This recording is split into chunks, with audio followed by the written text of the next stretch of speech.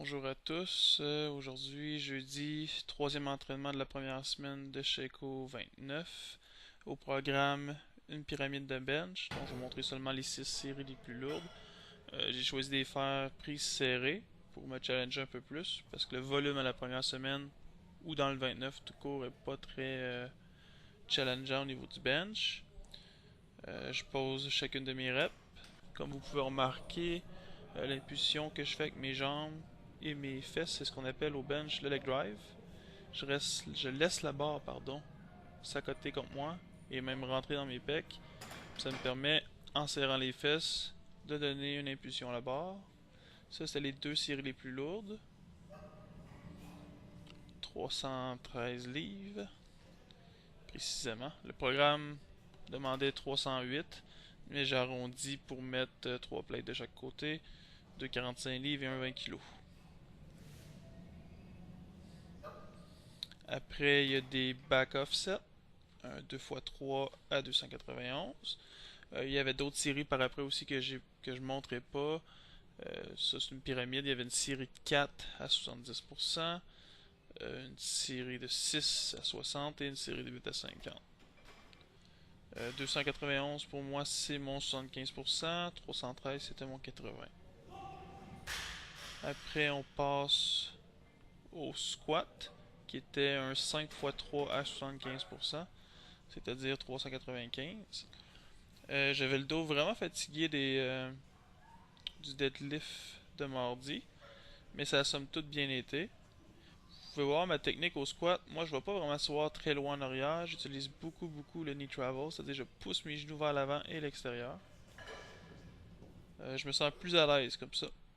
J'ai besoin de moins faire de good morning pour lock out mon squat. Pour ce qui est de ma stance, c'est-à-dire l'espace entre mes deux pieds, aujourd'hui j'ai choisi de la mettre un petit peu plus étroite pour tester ça. Ça a bien été, mais je me sentais vraiment écrasé contre moi-même dans le bas de mes squats.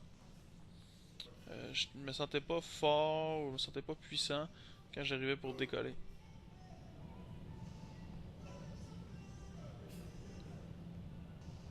Vous pouvez voir, je replace ma tête à chacune des séries. C'est que en raison de beaucoup de squats que j'ai fait avec une mauvaise technique, j'ai ma C7 qui est très proéminente. Si je rentre pas la tête, le menton, puis je pousse pas la tête vers l'arrière, comme ça, la barre est directement à côté dessus. C'est pas douloureux, mais c'est assez disgracieux. Vous pouvez voir, plus que ça va, plus mes répétitions sont faciles. À chaque série, la troisième répétition est souvent la plus belle. C'est un effet qu'on appelle en anglais grease the groove, c'est-à-dire que ça se traduirait graisser le chemin ou le pattern en français. Désolé. Euh, c'est ça, c'est que plus on fait le mouvement, plus l'amplitude est belle, plus le mouvement semble naturel. Comme accessoire, j'ai fait des seated good morning, un 5x5. La seule raison, on fait pas ça vraiment pour comme renforcement, c'est un exercice de mobilité. Vous pouvez voir, je m'assois, j'amène mes pieds un petit peu plus vers l'avant et j'essaie de garder une lordose au niveau du dos. Le but de cet exercice-là, dans le fond, c'est d'étirer les ischios, les dorsaux et un petit peu les fessiers. La manière que je le fais, moi je pousse vraiment mes genoux vers l'extérieur, ce qui active mes fessiers, mes moyens fessiers, et en me penchant vers l'avant, j'ai sens étirer. Souvent quand je remonte, vous pouvez voir à chaque répétition, je descends un petit peu plus bas. Quand je remonte, c'est parce que je sens que j'ai l'impression que mes fessiers vont déchirer. J'ai fait un 5x5 avec ça. Aussi, je le montrerai pas, j'ai fait mes fly, comme qui est demandé dans Sheiko, c'est un étirement encore une fois.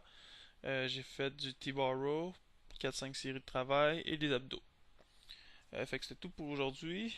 Je vais m'en rentraîner samedi. Encore du squat, du bench et du front squat. À la prochaine.